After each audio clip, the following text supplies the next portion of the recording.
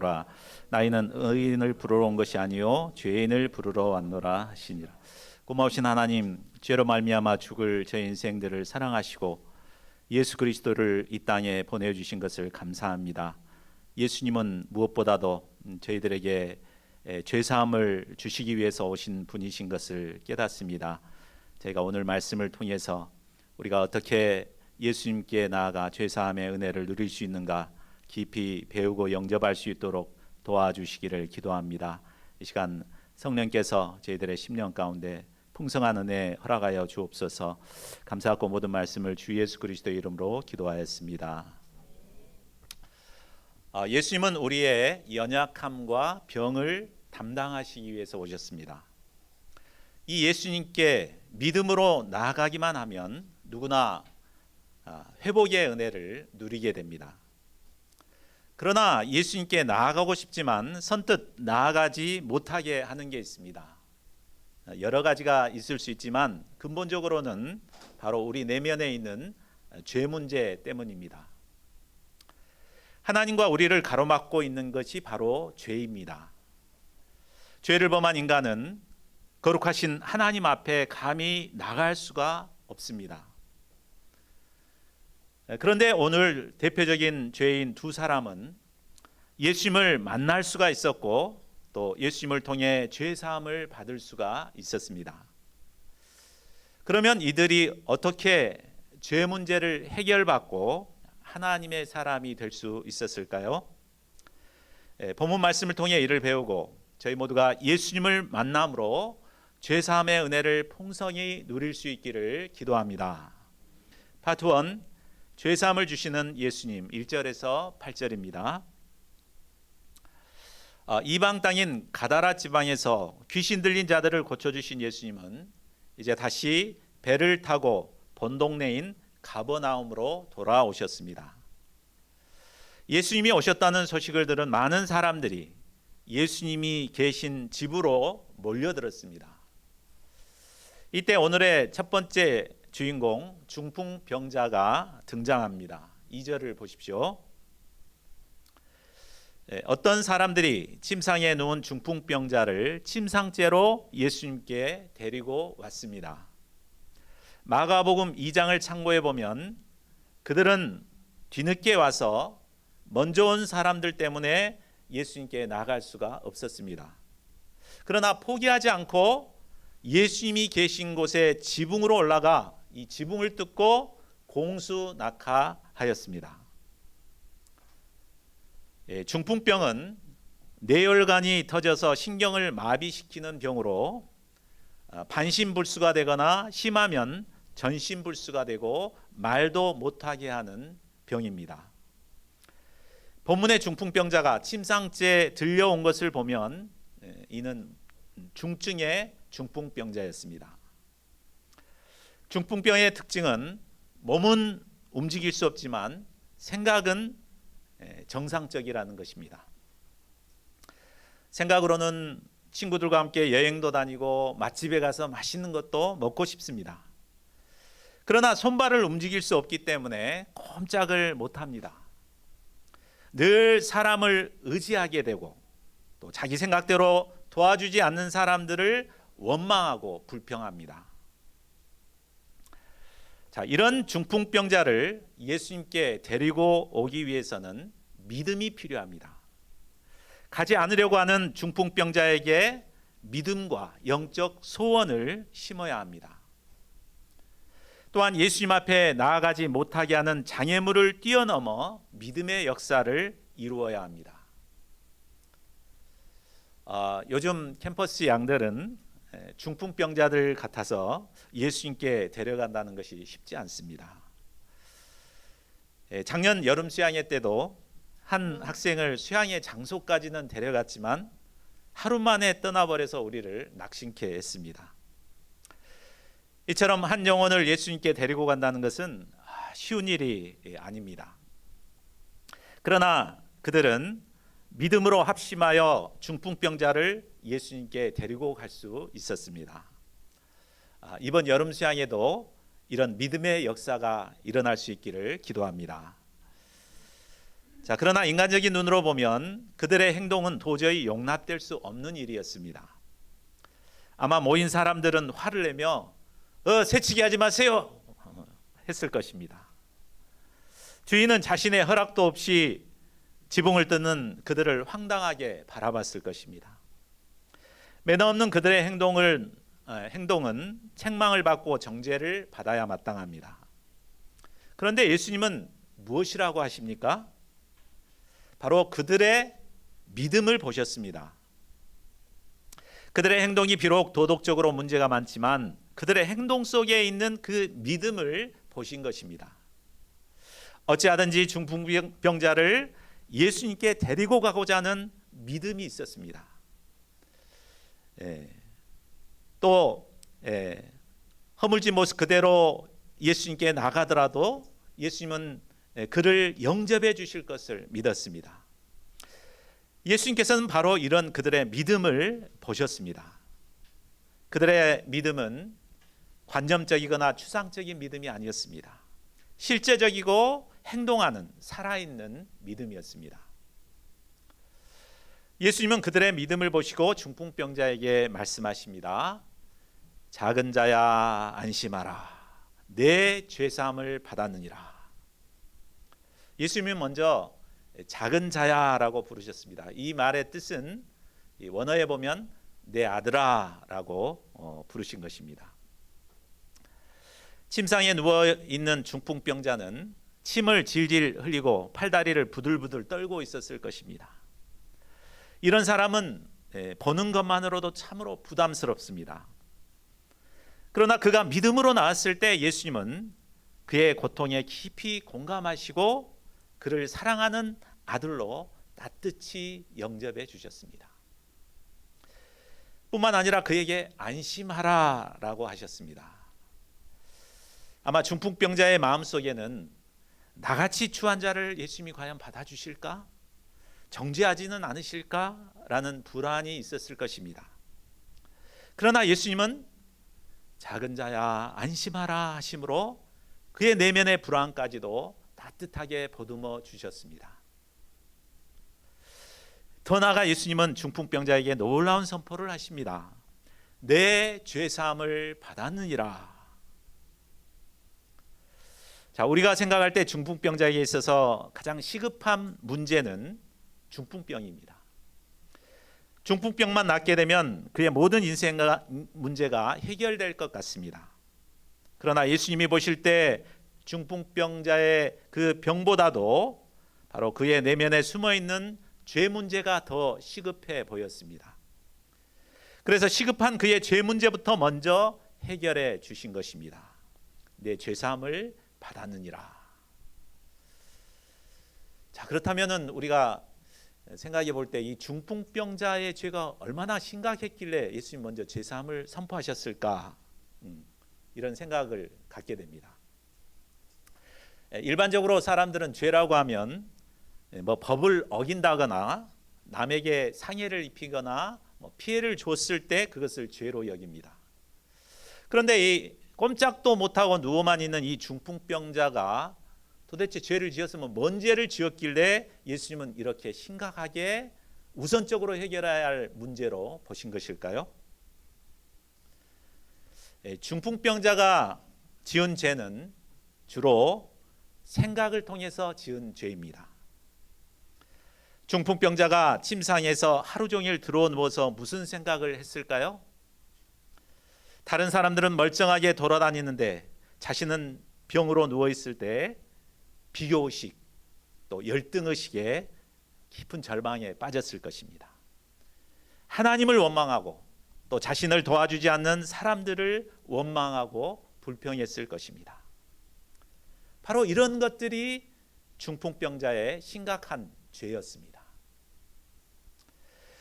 로마서 1장을 보면 하나님은 하나님을 알면서도 감사하지 않는 것이 죄의 뿌리라고 밝히고 있습니다. 인간은 하나님의 형상을 닮은 존재로 정복하고 다스려야 할 존재입니다. 그러나 이런 인간이 하나님을 원망하고 또 사람을 의존하고 원망과 불평 가운데 무력하게 살아가는 것 자체가 심각한 죄 문제요, 우선적으로 해결해야 할 문제였습니다. 예수님은 중풍병자의 이 죄 문제부터 먼저 사해 주셨습니다. 3절을 보십시오. 어떤 서기관들이 이 말씀을 듣고 속으로 중얼거렸습니다. 이 사람이 신성을 모독하도다. 그들은 예수님이 신성모독죄를 범하고 있다고 생각했습니다. 그런데 예수님은 그들의 생각까지도 다 아시는 하나님이 되십니다. 4절에서 6절을 보십시오. 예수님이 말씀하십니다. 너희가 어찌하여 마음에 악한 생각을 하느냐? 내 죄삼을 받았느니라 하는 말과 일어나 걸어가라 하는 말 중에 어느 것이 쉽겠느냐? 그러나 인자가 세상에서 죄를 사하는 권능이 있는 줄을 너희로 알게 하려 하노라. 그리고 말씀하십니다. 중풍병자에게 말씀하십니다. 일어나 내 침상을 가지고 집으로 가라. 그러자 중풍병자가 일어나서 자신의 침상을 들고 모든 사람들이 보는 앞에서 당당히 집으로 걸어갔습니다. 이를 통해 예수님께서 바로 우리의 죄를 사하는 권능이 있으신 분이심을 나타내 보여주셨습니다. 중풍병자가 예수님께 올 때는 친구들의 도움을 받아 누워서 왔습니다. 그러나 예수님을 통해 죄사함을 받고 또 예수님의 말씀을 의지했을 때 이제 그는 스스로 침상을 들고 당당하게 걸어가는 자가 되었습니다. 무리들은 이를 보고 두려워하며 이런 권세를 사람에게 주신 하나님께 영광을 돌렸습니다.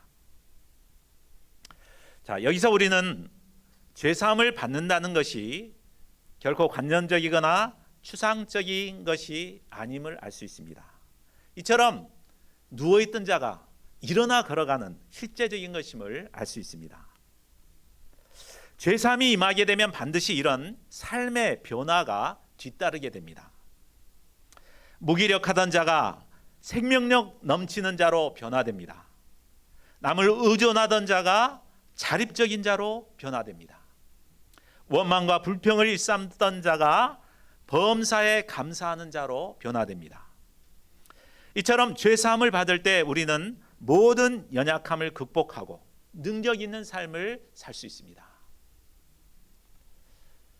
입으로 그림을 그리는 화가 조니 이어크슨 타다라는 여인이 있습니다. 미국 여인인데요.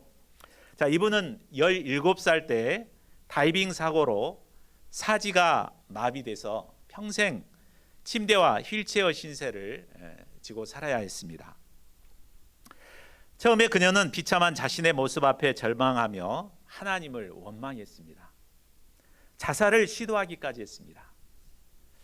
그러나 예수님을 만나 죄사함과 하나님의 주권을 깨닫는 순간 그의 삶은 완전히 바뀌었습니다. 그녀는 입으로 그림을 그렸고 또 입으로 수십 권의 책을 쓰고 또 수많은 장애인들에게 희망을 전하는 하나님의 도구가 되었습니다. 그녀는 간증할 때마다 이렇게 고백한다고 합니다. 하나님은 내 육신을 고쳐주시지 않으셨습니다. 그러나 내 마음을 고치셨습니다. 바로 죄사함이 주어졌고 죄사함을 얻었을 때 그의 삶은 이렇게 변화되었던 것을 알 수 있습니다. 자, 이를 볼 때 우리를 못쓰게 만드는 것은 어떤 환경이나 인간 조건이 아닙니다. 인간 내면의 역사는 죄 문제입니다. 이 죄 문제만 해결되면 우리는 어떤 상황에서도 능력 있는 인생을 살 수 있고 복의 근원으로 살아갈 수 있습니다. 자, 우리 인간은 마치 예수님께서 마태복음 18장에서 비유하신 대로 1만 달란트 빚진 사람과 같습니다.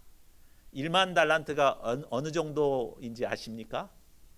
하나로 따지면 3조 원 정도에 해당합니다. 3조 원. 이는 도저히 인간의 힘으로는 갚을 수 없는 금액입니다. 인간은 이 빚에 짓눌리고 얽매여 모든 행복을 상실할 수밖에 없었습니다. 마침내 이 빚으로 인해 파멸에 이르게 되었습니다. 이런 우리가 파멸에서 벗어날 수 있는 유일한 길이 무엇입니까? 바로 죄사함을 받고 이 빚을 탕감받는 것입니다. 그런데 예수님은 믿음으로 나온 이 중풍병자의 죄를 단번에 용서해 주셨습니다. 이 3조 원의 빚을 단번에 탕감시켜 주신 것입니다. 중풍병자가 한 것이라고는 뭡니까? 믿음으로 예수님께 나온 것밖에 없습니다. 그러나 예수님은 그의 믿음을 보시고 일방적으로 죄사함의 은혜를 베풀어 주신 것입니다. 7월 23일에서 27일까지 있는 보성 여름 수양회는 죄인된 우리가 예수님을 만나 죄사함을 받을 수 있는 시간입니다.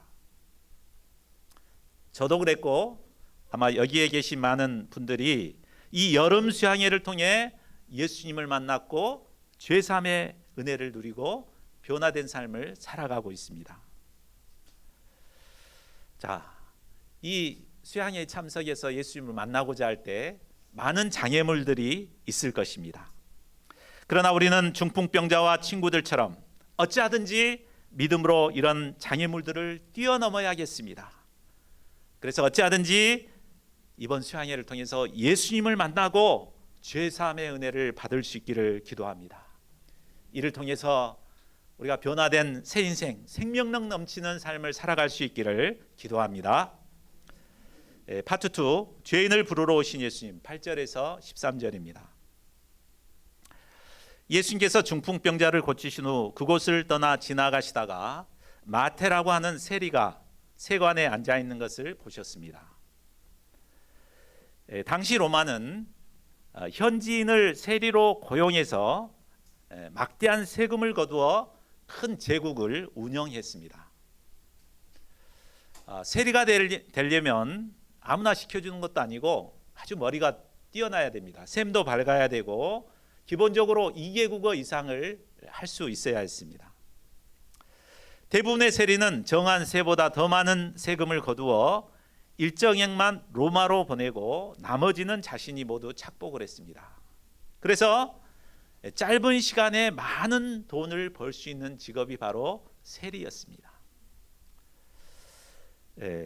그런데 이런 세리를 백성들은 동족의 피를 빨아먹는 매국노 취급을 했습니다.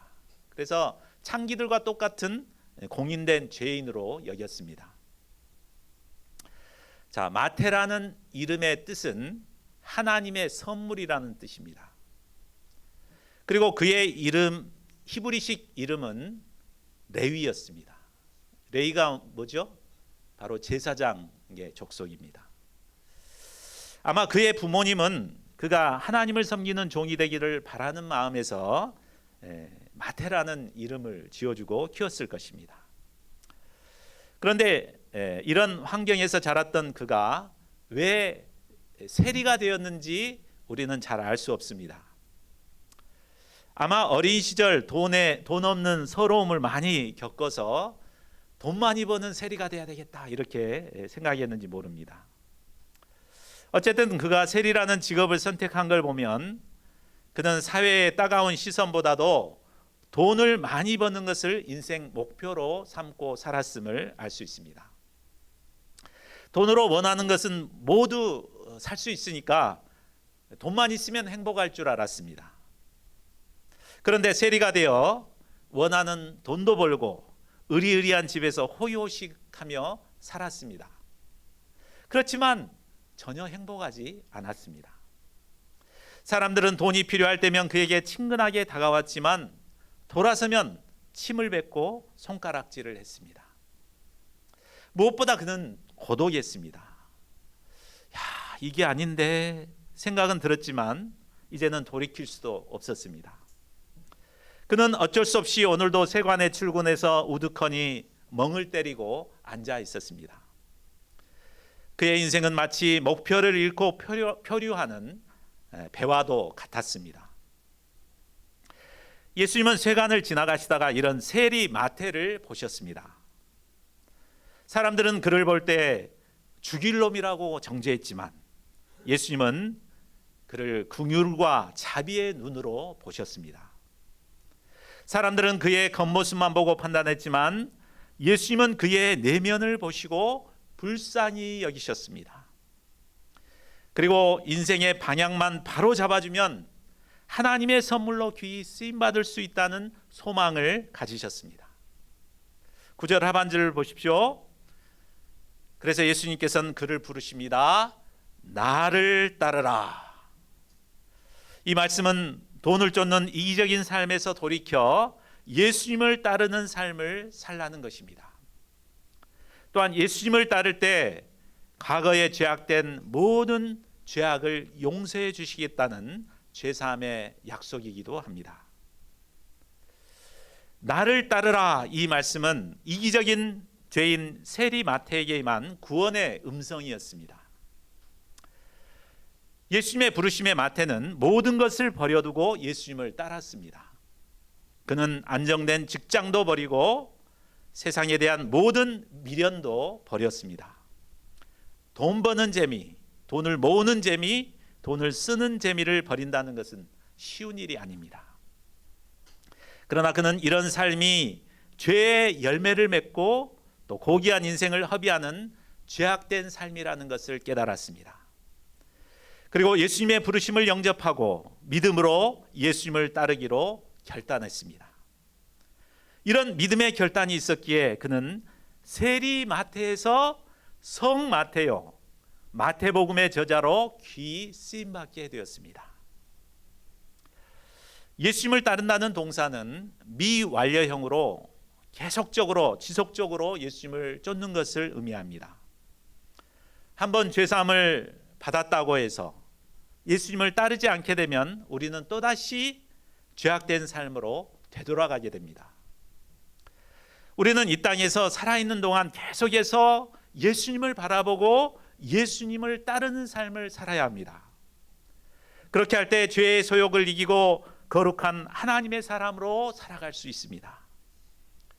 또한 우리가 계속해서 예수님을 따를 때 우리의 죄악된 본성이 변화되고 거룩한 예수님의 형상을 닮은 작은 예수로 살아갈 수 있습니다. 10절을 보십시오. 마태는 구원의 은혜에 감사하여 거액의 돈을 들여 큰 잔치를 벌였습니다. 그는 세리들과 죄인들을 초청하고 예수님과 제자들을 초청했습니다. 마태의 집에서 아름다운 천국 잔치가 벌어졌습니다. 예수님은 세리와 죄인과 함께 어울려 맛있게 음식을 드셨습니다. 예수님은 식사 교제를 통해 그들을 영접하시고 그들 내면의 아픔과 상처를 고쳐주셨습니다. 11절을 보십시오. 은혜의 잔치가 한창 무르익어갈 때 이 모습을 본 바리새인들이 제자들에게 예수님을 비난합니다. 어찌하여 너희 선생은 세리와 죄인들과 함께 잡수시느냐? 그들은 자기 스스로는 율법을 잘 지키는 의로운 자라고 생각하고 있었습니다. 반면에 세리나 죄인들은 상종하지도 못할 자들이라고 생각했습니다. 의인들이 죄인들과 함께 식사하는 것은 있을 수도 없고 있어서는 안 된다고 생각했습니다. 그들에게 죄인에 대한 긍휼의 마음이나 이해나 사랑이 전혀 없었습니다. 자, 예수님은 이런 그들에게 자신이 왜 세리와 죄인들과 함께 먹고 마시는지를 가르쳐 주십니다. 12절을 보십시오. 건강한 자에게는 의사가 쓸데없고 병든 자에게라야 쓸데있느니라. 자, 예수님은 바리새인들은 이 검사의 눈으로 죄인들을 보았습니다. 그런데 예수님은 바로 의사의 눈으로 죄인들을 보았습니다. 자, 그 의사는 병든 자들을 어떻게 봅니까? 의사는 병든 자들을 쓸모없게 됐다고 왜 여기 왔냐고 막 내쫓거나 그러지 않습니다.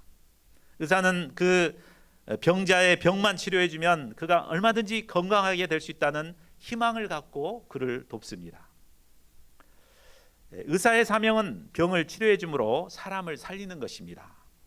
이와 마찬가지로 예수님은 영적인 의사의 눈으로 죄인들을 보시고 그 죄를 치료해 주시는 영적인 의사가 되십니다. 병든 자에게 의사가 필요하듯이 죄인이 구원을 받기 위해서는 영적인 의사이신 예수님께 나가야 합니다. 13절을 보십시오. 예수님은 호세아 6장 6절 말씀을 기초로 하나님이 원하신 뜻이 무엇인가를 가르치십니다. 너희는 가서 내가 긍휼을 원하고 제사를 원하지 아니하노라 하신 뜻이 무엇인지 배우라.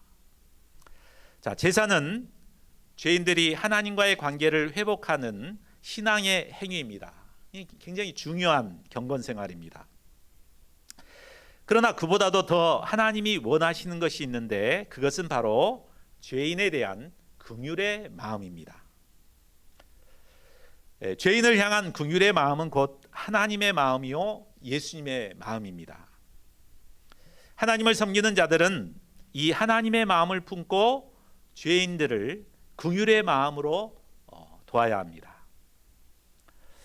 예수님은 계속해서 말씀하십니다. 나는 의인을 부르러 온 것이 아니요 죄인을 부르러 왔노라. 자, 인간은 누구나 하나님 앞에서 죄인입니다. 그런데 모두가 죄인인데 두 종류의 죄인으로 나눌 수 있습니다. 하나는 자신이 의인이라고 생각하는 죄인이 있습니다. 또 하나는 자신이 죄인이라고 생각하는 죄인입니다. 자신이 의인이라고 생각하는 죄인은 예수님을 필요로 하지 않습니다. 예수님께서도 이런 자들의 구주가 되기를 거부하십니다. 그런데 자신이 죄인임을 깨닫는 죄인이 있습니다. 이들은 자신을 구원해 줄 구주를 간절히 찾는 자들입니다. 예수님은 바로 이런 자들을 부르시고 구원해 주시기 위해서 이 땅에 오셨습니다. 우리가 세상을 살다 보면 자신이 죄인이라는 사실을 뼈저리게 느낄 때가 있습니다. 이 하나님의 말씀을 들을 때도 그렇고 성경 말씀을 공부할 때도 내가 죄인이구나 이것을 깨닫게 됩니다. 우리는 자신의 연약함과 죄가 드러날 때 깊은 절망에 빠집니다. 그래서 세리마태처럼 우두커니 내가 이 정도밖에 안 되는가 하며 절망할 때가 있습니다. 그러나 절망할 필요가 없습니다. 왜 그렇습니까? 예수님은 의인의 구주가 아니라 바로 죄인의 구주로 오셨기 때문입니다. 우리가 죄인이기 때문에 바로 예수님이 필요한 것이고 예수님은 바로 이런 우리를 구원하시기에 오신 영적 의사가 되십니다. 우리가 어떤 몹쓸 죄를 지었다 하더라도 자신이 죄인임을 인정하고 예수님께 나아가게 되면 예수님은 이런 우리를 사랑의 품으로 품어주시고 영접해 주십니다. 그리고 영적인 의사가 되셔서 우리를 고쳐주시고 회복시켜 주십니다. 이 예수님의 부르심을 영접하고 주님께 나아가 구원의 은혜를 누리는 자들이 될 수 있기를 기도합니다. 파트 3 새 포도주는 새 부대 14절에서 17절 말씀입니다. 예수님이 바리새인들과 말씀하고 계실 때 세례 요한의 제자들이 예수님께 나와 따져 물었습니다. 우리와 바리새인들은 금식하는데 어찌하여 당신의 제자들은 금식하지 아니하나이까? 당시 바리새인들과 요한의 제자들은 규례에 따라서 일주일에 2번씩 꼬박꼬박 금식을 했습니다. 그런데 예수님과 제자들은 매일 잔치에 다니면서 먹고 마시고 즐거워했습니다. 이걸 보니까는 참 화가 났습니다. 자, 15절을 보십시오. 예수님은 이런 그들에게 혼인집 손님들이 신랑과 함께 있을 때 슬퍼할 필요가 없음을 가르쳐 주십니다. 자, 성경을 보면 예수님을 신랑에 비유하고 있습니다. 또 그를 따르는 자들을 신부로 비유합니다. 자, 신앙생활이란 형식과 규례에 얽매이고 이렇게 심각하고 근엄한 생활이 아닙니다. 바로 신랑 되신 예수님과 함께 기뻐하고 즐거워하는 이런 혼인 잔치집과 같은 축제를 즐기는 생활입니다. 여러분에게 이런 기쁨이 있습니까? 예수님이 우리와 함께 하신다면 당연히 이런 기쁨이 있어야 되겠죠. 그러나 만일 우리의 마음 가운데 이런 신랑이 없다면 금식 기도를 해서라도 신랑 되신 예수님을 회복해야 합니다. 자, 예수님은 계속해서 새 것과 옛 것과 새 것이 서로 같이 할 수 없음을 말씀하십니다. 16, 17절을 보십시오. 생배 조각을 낡은 옷에 붙이는 자가 없고 새 포도주를 낡은 가죽 부대에 넣는 자가 없습니다. 그렇게 하면 둘 다 못 쓰게 됩니다. 새 포도주는 새 부대에 넣어야 둘이 다 보존될 수 있습니다. 자, 이 새 포도주는 예수님과 또 예수님을 통해서 이루시는 복음 역사를 의미한다 할 수 있습니다. 복음은 변하지 않지만 새 포도주 같이 왕성한 힘이 있고 생명력이 있습니다. 복음은 낡은 전통과 가치관을 파괴하고 새 역사를 창조합니다. 우리가 새 포도주 대신 예수님을 영접하고 이 복음 역사에 쓰임 받기 위해서는 우리 자신이 새 부대가 되어야 합니다. 복음은 변하지 않지만 하나님께서 이루어 가시는 복음 역사는 시대마다 다릅니다. 우리는 변화되는 시대에 따라 이 복음을 담을 수 있는 그릇으로 날마다 새로워져야 합니다. AI 시대에는 많은 것이 달라질 것이라고 합니다. 우리가 복음 역사도 이 시대에 따라서 여러 가지로 변화될 것입니다. 변화되는 이런 시대에는 시대에 우리가 계속해서 복음 역사의 주역으로 쓰임 받기 위해서는 우리 자신이 새 부대가 되어야 합니다. 낡은 가죽 부대가 되는 마음을 늘 회개하고 늘 새로워져야 합니다. 그리고 새 시대에 새롭게 이루어 가시는 성령의 역사에 민감하게 반응하는 자들이 되어야 합니다. 저희 모두가 새 부대가 되어 새 시대에도 변함없이 하나님의 복음 역사를 섬길 수 있기를 기도합니다. 말씀을 맺겠습니다. 이 쌍을 통해 우리는 대표적인 두 죄인이 예수님을 만난 뒤에 변화된 새 인생을 살게 되었음을 보게 됩니다. 예수님은 원망과 불평, 의존심과 무기력으로 쓸모없이 살아가는 중풍병자의 죄를 사해 주시고 자립적으로 일어나 걸어가는 자로 변화시켜 주셨습니다. 자기만을 위해 살아가는 이기적인 세리 마태를 예수님의 12제자 중 하나요 성 마태로 변화시켜 주셨습니다. 이처럼 예수님은 우리를 못쓰게 만드는 추한 죄를 사해 주심으로 변화된 새 삶을 살게 하십니다. 죄사함의 권세자 예수님은 이 시간 죄로 말미암아 중풍병자처럼 살아가는 우리에게 또 세리와 같은 삶을 살아가는 우리에게 찾아오셨습니다. 중풍병자가 예수님께 믿음으로 나간 것처럼 우리를 막는 모든 장애물을 뛰어넘어 예수님께 믿음으로 나갈 수 있기를 바랍니다. 나를 따르라 부르시는 예수님의 부르심을 영접하고 이기적인 삶에서 벗어나 예수님을 따르는 자들이 될 수 있기를 바랍니다. 이를 통해 죄사함의 은혜를 누리고 복음 역사의 주역들로 귀히 쓰임받는 저와 여러분들이 될 수 있기를 간절히 기도합니다. 우리 요절 말씀 읽고 기도하는 시간 갖겠습니다. 시작. 너희는 가서 내가 긍휼을 원하고 제사를 원하지 아니하노라 하신 뜻이 무엇인지 배우라. 나는 의인을 부르러 온 것이 아니로 죄인을 부르러 왔노라 하시니라.